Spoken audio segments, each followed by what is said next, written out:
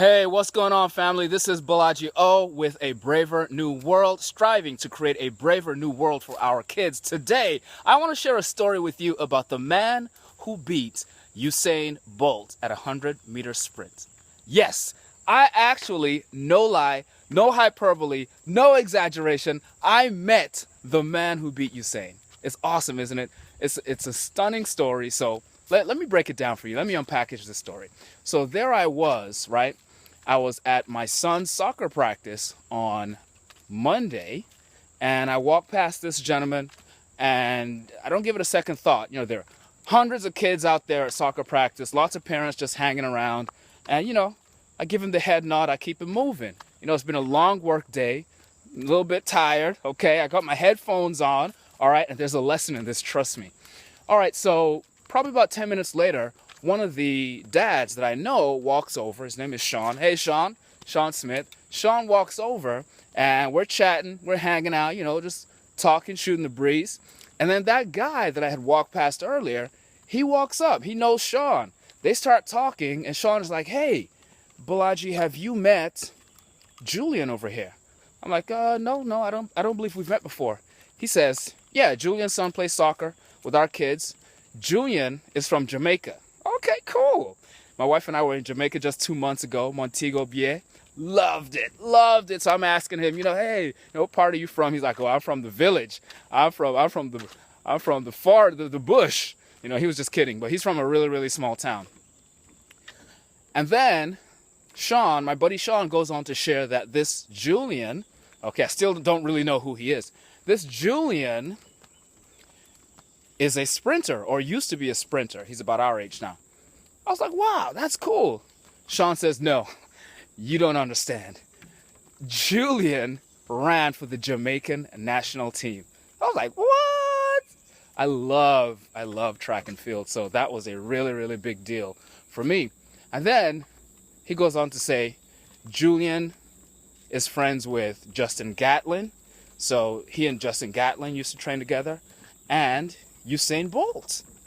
I was like, get out of here. You got to be kidding me.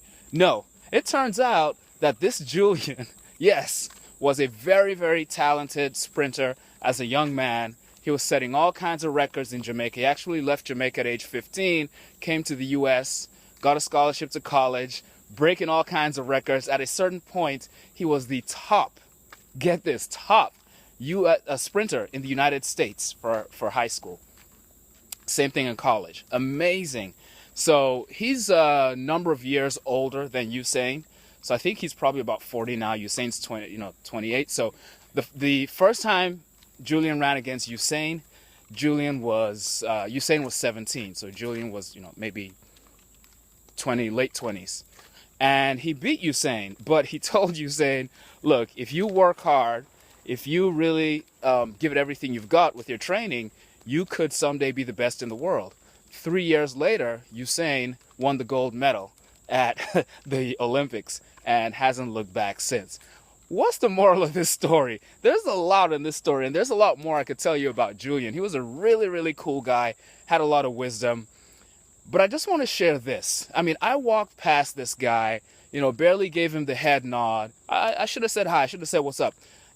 Granted, I was tired and all that, but you never know.